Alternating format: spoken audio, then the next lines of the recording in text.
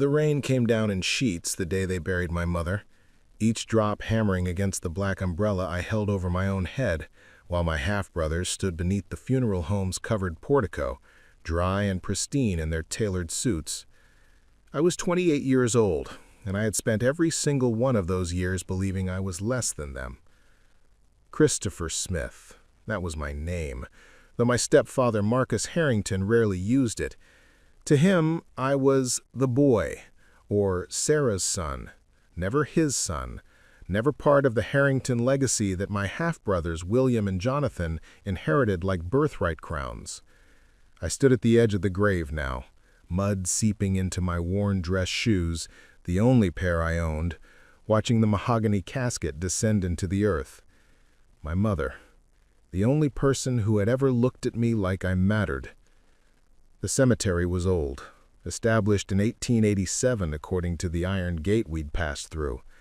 Ancient oaks stretched their branches overhead, their leaves gone amber and rust with October's touch.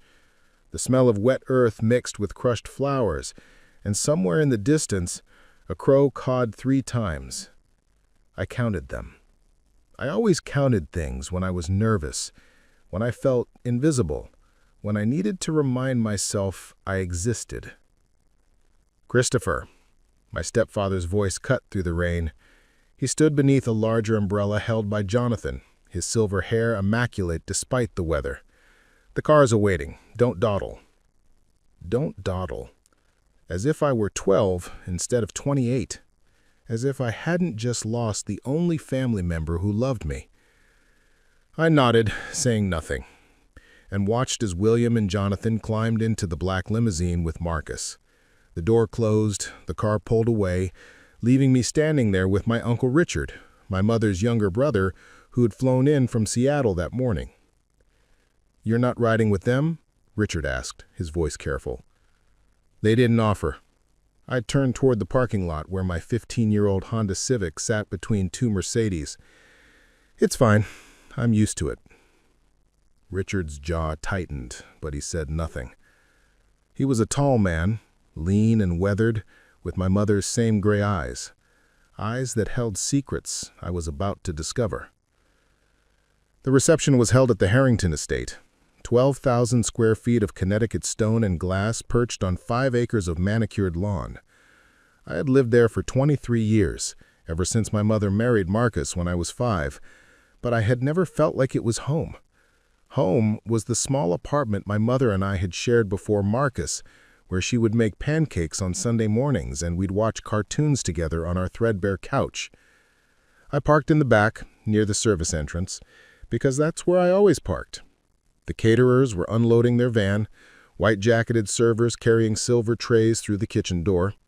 I recognized Maria, the head housekeeper, directing traffic with practiced efficiency. "Christopher." She touched my arm as I passed. "I'm so sorry about your mother. She was a good woman." "Thank you, Maria." Inside, the great room had been transformed into a wake. 200 people, maybe more, dressed in expensive black, holding crystal glasses of wine and speaking in hushed, reverent tones. I recognized faces from Marcus's business empire, CEOs, board members, politicians, people who had never spoken to me at family dinners, who looked past me as if I were part of the furniture. I found a corner near the library and stayed there, watching. William held court near the fireplace, his arm around his wife Bethany, accepting condolences with practiced grace. He was 32, handsome in that crisp catalog way, with Marcus's sharp features and his mother's, Marcus's first wife's, aristocratic bearing. "You must be Christopher." I turned to find a woman in her 60s, elegant in a black dress and pearls, studying me with open curiosity. "I am." "I'm Margaret Chen. I worked with your mother on the hospital foundation board." She extended her hand, and I shook it. "She spoke of you often, with such pride." Something in my chest cracked. "She did?" "Oh, yes. She told me you'd put yourself through community college while working 3 jobs, that you were writing a novel, that you had your father's creativity." Margaret's eyes were kind. "Your real father, I mean. She said he was an artist. I had exactly 3 memories of my biological father: the smell of turpentine and oil paint, large hands lifting me onto his shoulders, and the sound of my mother crying the day he left. I'd been 4. He died 2 years later in a car accident, and my mother had never remarried, until Marcus.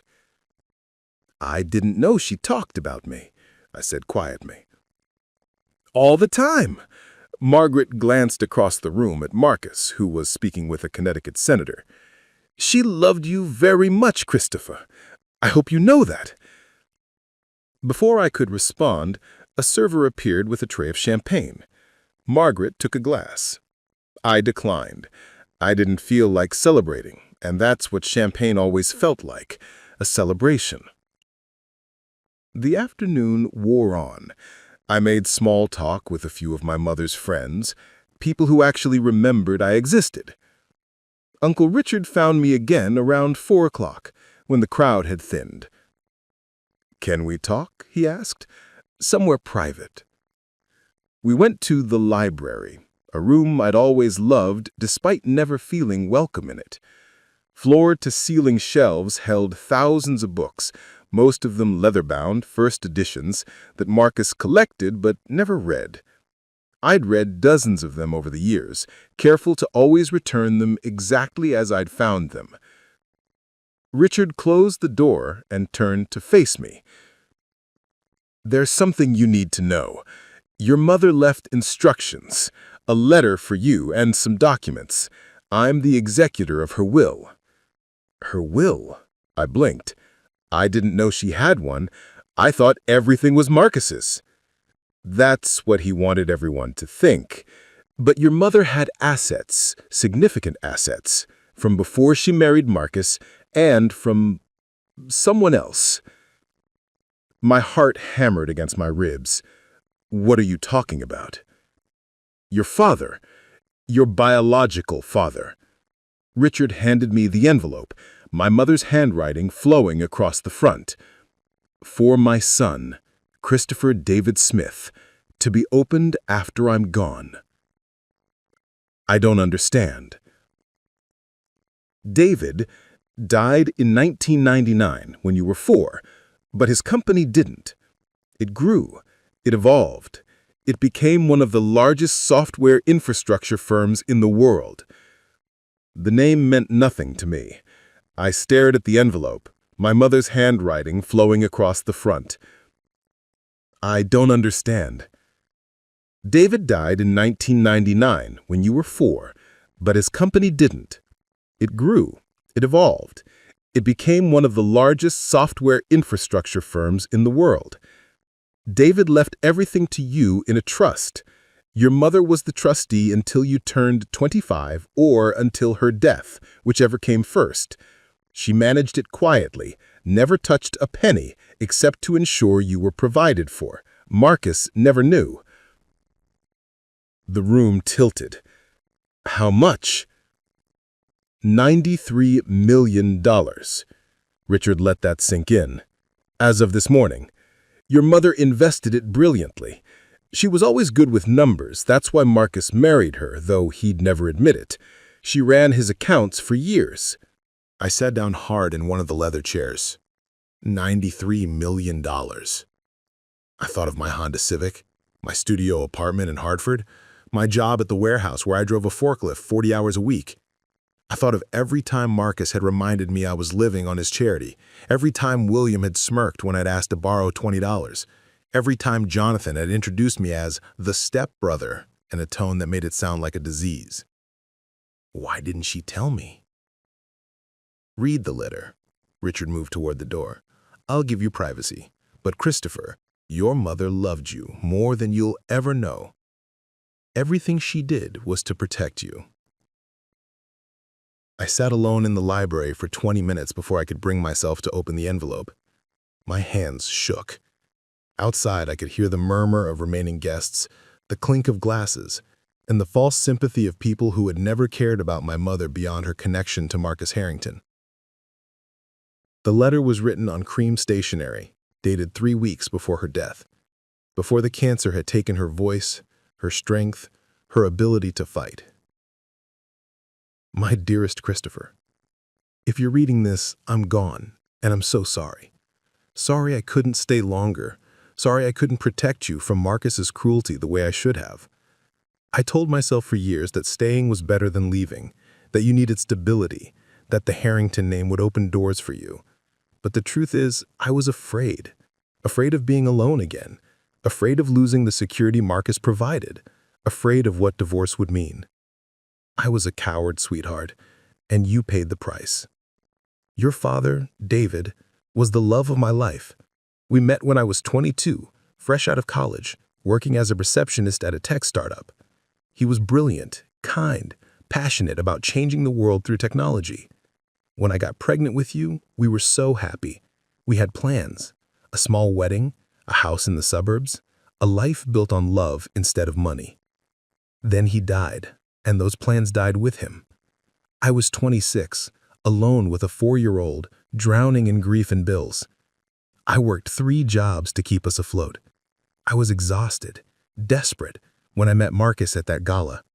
He seemed like a lifeline. I didn't realize he was an anchor. David's company, his legacy, went to you. His lawyers set up the trust before he died, made me the trustee, ensured you'd be taken care of. I never told Marcus because I knew he'd find a way to control it, to diminish it, to make you feel unworthy of it. He's done that with everything else in your life. I invested carefully, Christopher. I grew David's gift to you because I wanted you to have choices I never had, freedom, independence, the ability to walk away from people who make you feel small. Use this money wisely. Build the life David wanted for you. Write your novel. Travel. Fall in love with someone who sees your worth. And please, please don't let Marcus or your half-brothers make you believe you're less than you are. You are your father's son. You have his creativity, his kindness, his strength. You are worth more than they will ever comprehend. I love you beyond measure. I always have. I always will. Mom. I read it 3 times before the tears came. They started quietly, then built into sobs that shook my whole body. 23 years. 23 years of feeling like an intruder in my own home, like a charity case, like a burden.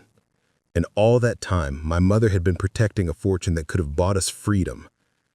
Why had she stayed? Why hadn't she left Marcus, taken me, started over? The questions burned, but I knew the answers. Fear, shame, the insidious belief that she didn't deserve better. The same beliefs Marcus had spent 2 decades instilling in me. I wiped my eyes and unfolded the documents Richard had included. Bank statements showing accounts in my name, investment portfolios, stock certificates, real estate holdings.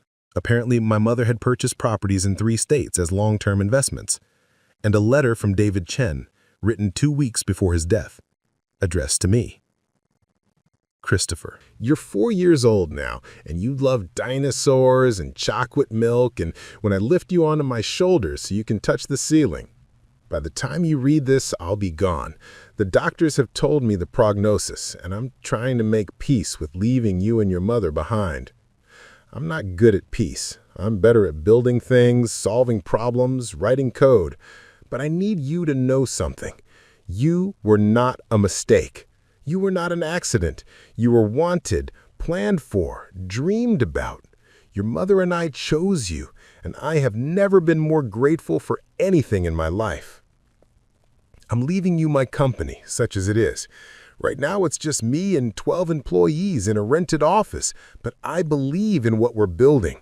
I believe it will matter. I believe it will grow, and I want it to be yours. Build something beautiful with it, son. Build something that helps people. Build something that makes the world a little better than you found it. I wish I could be there to see the man you'll become. I wish I could teach you to code, to paint, to see the world as full of possibility instead of limitation. But your mother will do that. She's the strongest person I ever known. I love you. I'm proud of you. And I'll be watching. Dad. I sat there holding letters from two dead parents and felt more seen, more valued, more loved than I had in 23 years of living in Marcus Harrington's house. There was a knock at the door. I quickly folded the papers and slipped them back into the envelope. "Come in." Jonathan entered, closing the door behind him. He looked uncomfortable, which was unusual. Jonathan was always composed, always in control. "Hey, Marcus wants to talk to you, in his office." "About what?" "Mom's estate. The will reading is tomorrow, but he wants to go over some things with you tonight." Jonathan shifted his weight. "Look, Christopher, I know things have been difficult, but Mom cared about you. I want you to know that." It was the closest thing to kindness Jonathan had shown me in years. I almost told him about the money, about the trust, about the fact that I was, as of this afternoon, worth more than Marcus's entire net worth. Almost. "Thanks," I said instead. "I'll be right there." Marcus's office was on the second floor, overlooking the garden. It was all dark wood and leather, with photographs of William and Jonathan on every surface. Graduation photos, wedding photos, vacation photos. There was one picture of my mother, tucked on a side shelf, her at a charity gala, smiling dutifully next to Marcus. There were no photos of me. Marcus sat behind his mahogany desk, reading glasses perched on his nose, reviewing documents. He didn't look up when I entered. "Sit." I sat in the chair across from him, the supplicant's chair, I'd always thought of it. How many times had I sat here over the years, being lectured about my grades, my job prospects, my failure to live up to the Harrington standard? "Your mother's will is straightforward. She left you some personal items, jewelry, photo albums, her grandmother's china. The rest goes to William and Jonathan, as is proper." I said nothing. "I've been generous with you, Christopher. I gave you a home, an education, opportunities you never would have had otherwise. I expect you to be gracious about this." Still, I said nothing. Inside, I was calculating. $93 million. The Harrington estate was worth maybe $30 million total. Marcus's business empire was leveraged to the hilt. I'd overheard enough conversations over the years to know he was perpetually one bad quarter away from disaster. "I've arranged a position for you at one of our warehouses," Marcus continued. "Management training program. It's more than you deserve, frankly, but your mother would have wanted me to look after you. I have a job." "That job," Marcus finally looked up, his expression dismissive. "Driving a forklift is not a career, Christopher. It's what people do when they have no ambition, no drive. I'm offering you a chance to make something of yourself. Don't throw it away." I thought about my novel, the one I'd been writing for 3 years, working on it after my warehouse shifts ended.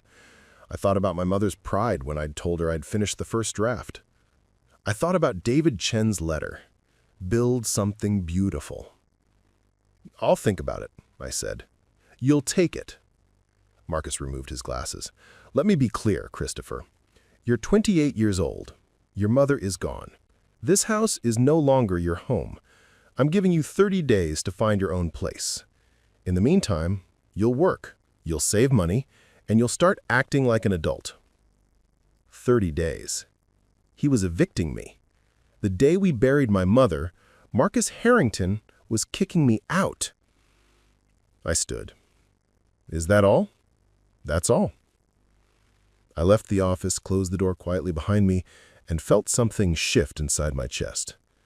Not anger. I'd felt angry before. Buried it, swallowed it, pretended it didn't exist. This was different. This was clarity. I drove back to my apartment in Hartford that night, the envelope of documents on the passenger seat. My studio was small, 450 square feet on the 3rd floor of a building that hadn't been updated since the 1970s. But it was mine.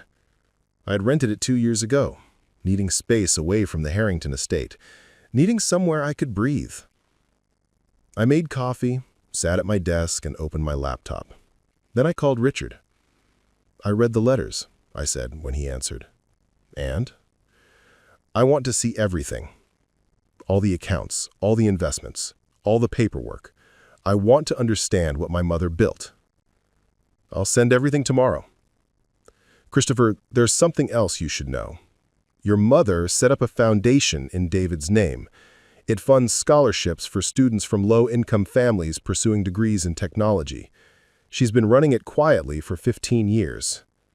That's where she was when she said she was volunteering, at foundation board meetings." My mother. The woman who had seemed so fragile, so dependent on Marcus, had been secretly running a multi-million-dollar foundation, had been investing, strategizing, building.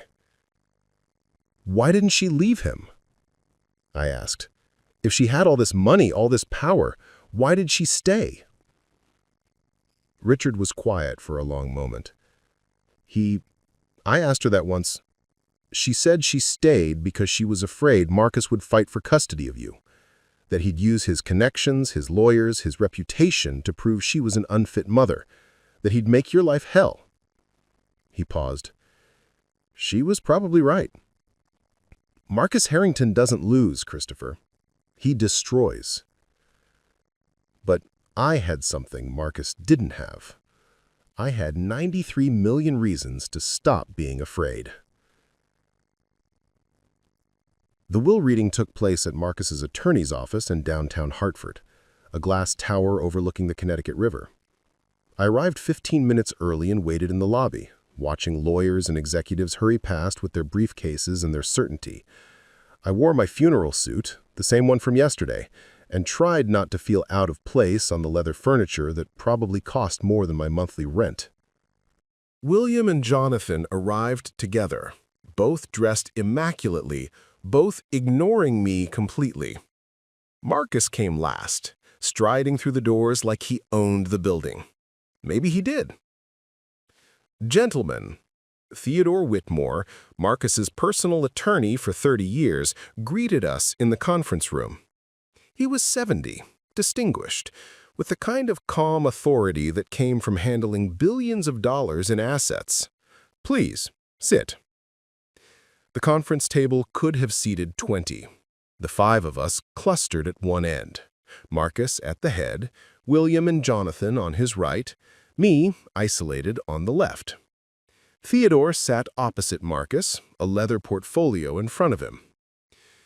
We're here for the reading of Sarah Harrington's last will and testament, dated September 15th of this year. Theodore opened the portfolio, removed several documents. Sarah was quite specific about her wishes. I'll read the relevant portions. I watched Marcus's face. He looked bored, like this was a formality he was enduring out of courtesy. To my beloved sons, William Marcus Harrington and Jonathan David Harrington, I leave my jewelry collection to be divided equally between your wives. I leave my personal art collection, acquired before my marriage, to be divided as you see fit. And I leave my gratitude for the kindness you occasionally showed me. William shifted uncomfortably. Jonathan stared at the table. To my husband, Marcus Harrington, I leave my wedding ring and my hope that you find in your next marriage the love you were unable to give me. The temperature in the room dropped 10 degrees. Marcus's jaw tightened, but he said nothing. To my son, Christopher David Smith, I leave everything else. Theodore looked up. That includes all bank accounts held solely in Sarah's name, all investment portfolios, all real estate holdings, and all shares in the David Chen Memorial Foundation. The total value of the estate as of yesterday's valuation is $93.7 million. Silence. Complete, absolute silence. Then William said, "That's impossible."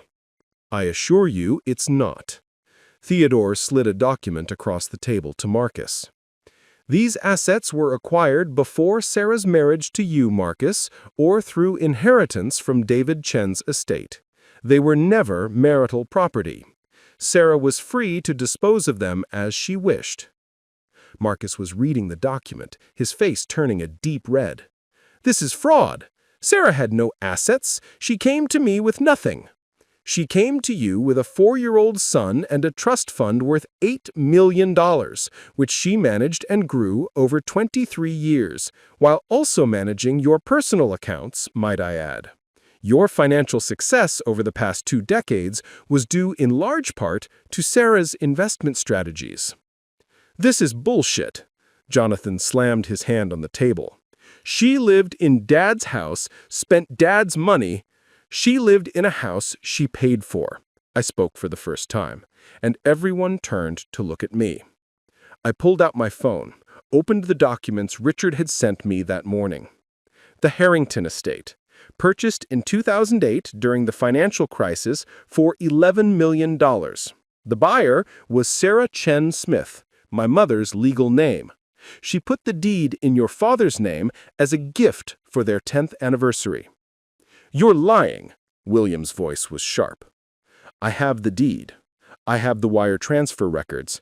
I have everything." I looked at Marcus. "My mother didn't just manage your accounts. She saved your company 3 times, once in 2008, once in 2015, and once in 2019.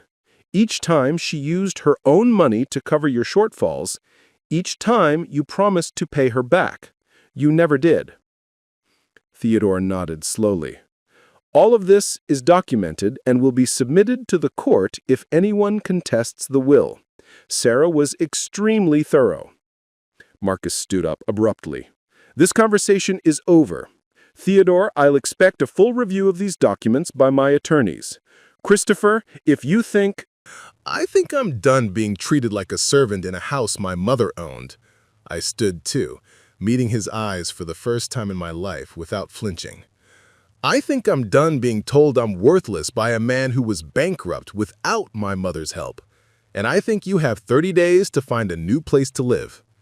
You can't evict me from my own home. It's not your home. It's mine, as of today. I gathered my papers. You'll receive formal notice from my attorneys by the end of the week. 30 days, Marcus. The same courtesy you showed me. I walked out of the conference room and didn't look back. The next week was chaos. Marcus hired 3 law firms to contest the will. William called me 17 times, leaving increasingly angry voicemails about family loyalty and betrayal. Jonathan showed up at my apartment at midnight, drunk, wanting to talk sense into me. I didn't answer the door. Richard helped me hire my own legal team. Not just lawyers, but forensic accountants to review every transaction my mother had made over 23 years. What they found was staggering.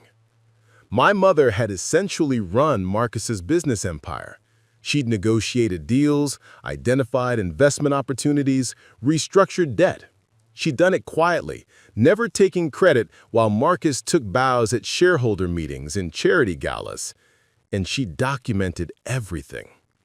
Your mother was brilliant, Ellen Shao, the lead forensic accountant, told me during a meeting at her office. She knew someday Marcus would try to claim her assets were marital property, so she kept meticulous records. Every dollar she invested, every property she bought, every strategy she implemented, all documented, all traceable back to the Chen Trust. Why did she let him take credit? Because she was protecting you. Ellen pulled up a spreadsheet on her laptop. Look at this. In 2015, Marcus's company was about to go under. He'd made some disastrous investments in commercial real estate right before the market corrected. Your mother bailed him out, $15 million, but she made him sign an agreement. If he ever tried to harm you financially or legally, the loan came due immediately, with interest. So she had leverage. She had a nuclear option, Ellen smiled grimly. And Marcus knew it. That's probably why he never officially adopted you, never put you in his will. He couldn't risk antagonizing her. I thought about all the years I'd felt like a burden, like dead weight. My mother had been protecting me the whole time in ways I'd never understood. The eviction notice was delivered to Marcus on a Tuesday. I didn't deliver it myself, my lawyers handled that, but Richard called me afterward to describe Marcus's reaction. "He tore it up," Richard said, laughing, "tore it into pieces and threw it at the process server. Then his lawyers called and threatened to sue for emotional distress." Can they do that? They can try. They'll lose. Ellen's team has already submitted evidence to the court proving your mother owned the property outright. The judge will rule in your favor. What about William and Jonathan? What about them? They're adults with their own homes. They don't have any legal claim to the estate. He paused. "Christopher, I know this is hard. They're your brothers." "They're not my brothers. They're strangers who happen to live in the same house as me. I was sitting in my apartment looking out at the Hartford skyline. They treated me like I was nothing. For 23 years, they made me feel worthless. I don't owe them anything." "You don't," Richard agreed.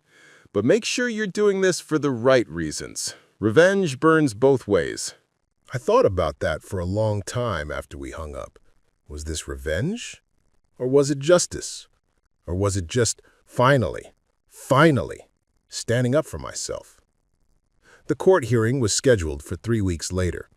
In the meantime, I quit my job at the warehouse. My supervisor, a kind man named Frank, who had always treated me with respect, shook my hand and wished me luck. "You were a good worker, Christopher. Best forklift driver I ever had. Whatever you're doing next, I hope it makes you happy." Happiness. What a strange concept. I'd spent so long just trying to survive that I'd forgotten to think about what might actually make me happy. I started working on my novel again, really working on it. I'd let it languish for months, too exhausted from my warehouse shifts to write. Now I had time. I had space. I had the freedom to imagine. The story was about a man who discovered he was the heir to a kingdom he didn't know existed. It wasn't subtle, but it was mine, and pouring my anger and confusion and grief into the pages felt like exorcism. Margaret Chen called me one afternoon. "I heard about the will. I want you to know I'm not surprised. Your mother was always stronger than she looked." "I wish she'd left him," I said. "I wish she'd taken the money and left years ago."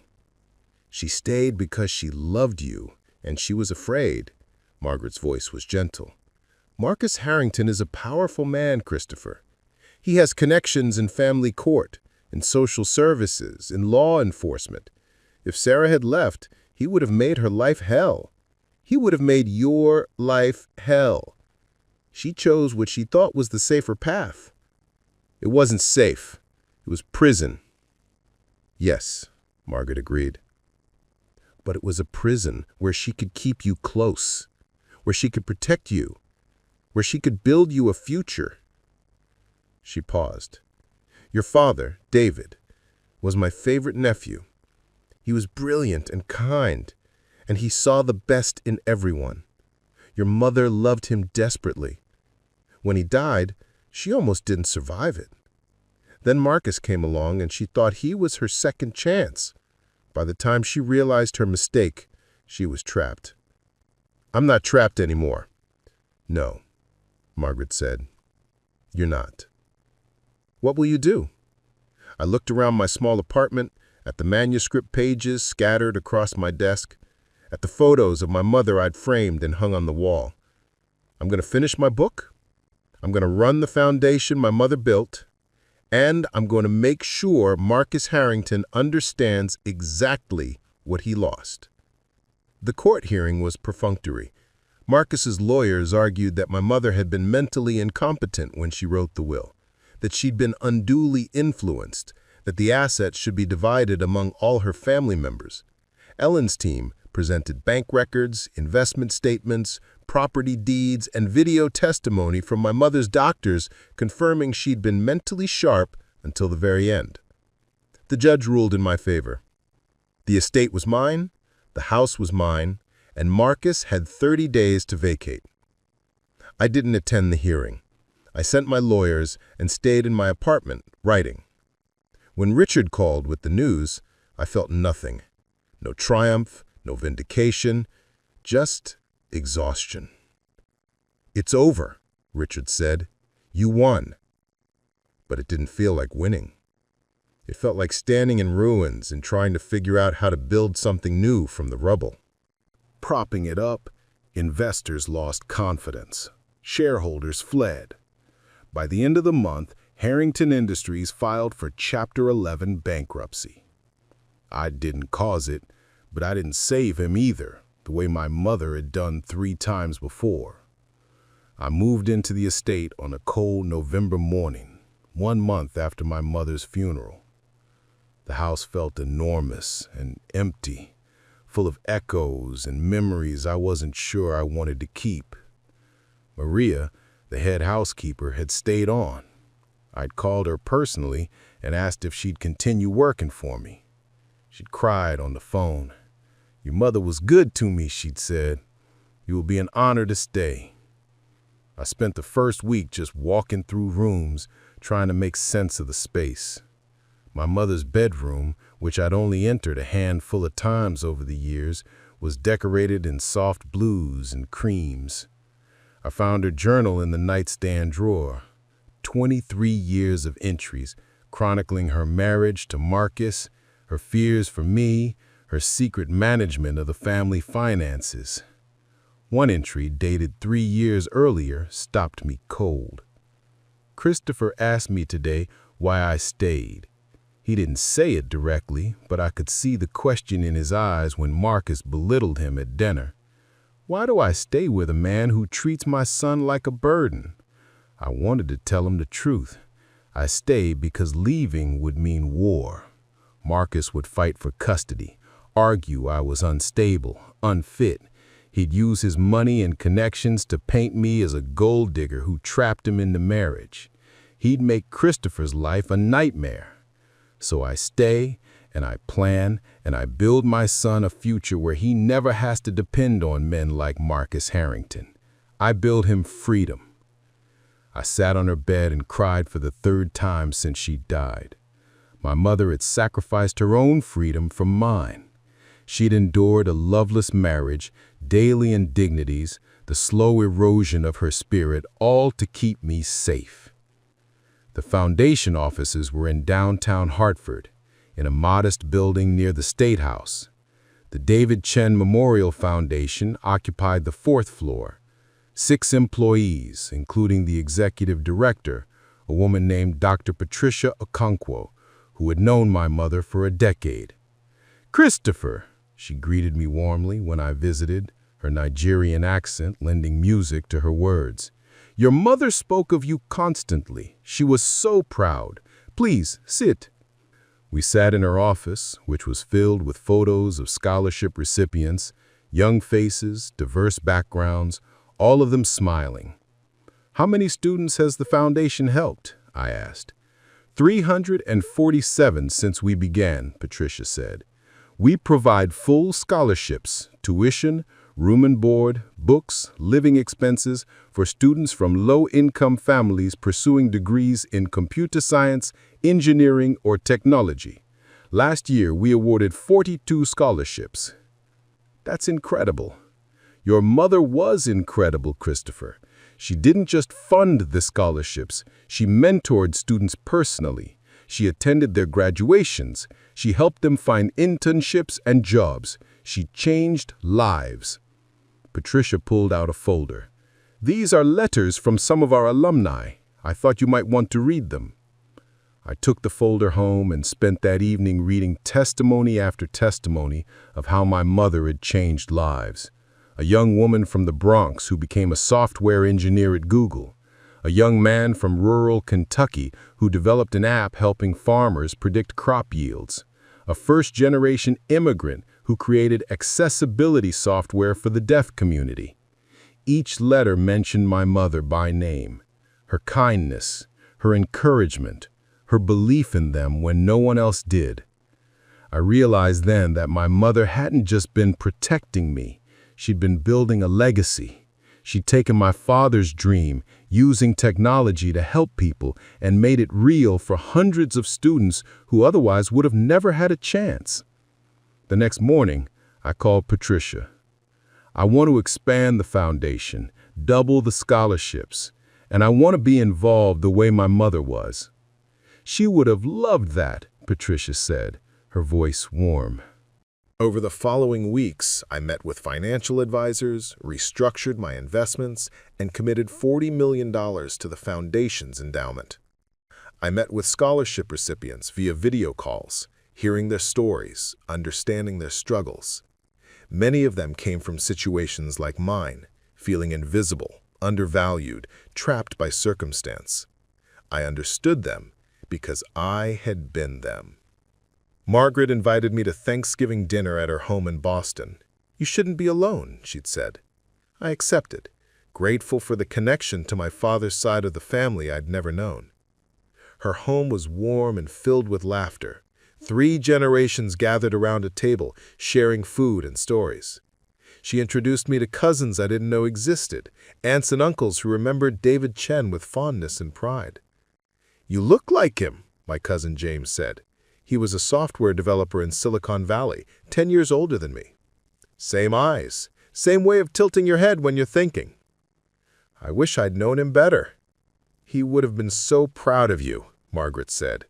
"What you're doing with the foundation, honoring his legacy, that's what he wanted, to make a difference." I realized something that night. Surrounded by people who accepted me without question, family wasn't just blood or shared homes. It was chosen. It was built through love and respect and showing up for each other. Marcus, William, and Jonathan had never been my family. They'd been strangers I'd lived among. I finished my novel in December. It wasn't perfect, but it was complete. 3 years of work finally shaped into something whole. I sent it to literary agents, expecting nothing, but 3 weeks later I got a call from a small press in New York. They wanted to publish it. "It's raw," the editor told me, "but it's honest. Readers will connect with it." The book came out the following fall. It didn't become a bestseller, but it found its audience. People who understood feeling invisible, who'd struggled against families that diminished them, who'd discovered their own worth despite the world telling them otherwise. I moved out of the Harrington estate after 6 months. It was too big, too full of bad memories. I sold it and bought a smaller house near the foundation offices, a craftsman bungalow built in 1920 with a front porch and a garden where I could plant things and watch them grow. Maria retired, and I gave her a pension 3 times what Marcus had promised. She cried again, hugging me tightly. "Your mother raised a good man," she said. I expanded the foundation's mission. In addition to scholarships, we started funding technology education programs in underserved schools, providing computers and internet access to low-income families, creating mentorship networks connecting students with professionals in tech fields. By the 2nd year, we'd helped over 600 students. By the 5th year, more than 1,500. I never saw Marcus, William, or Jonathan again.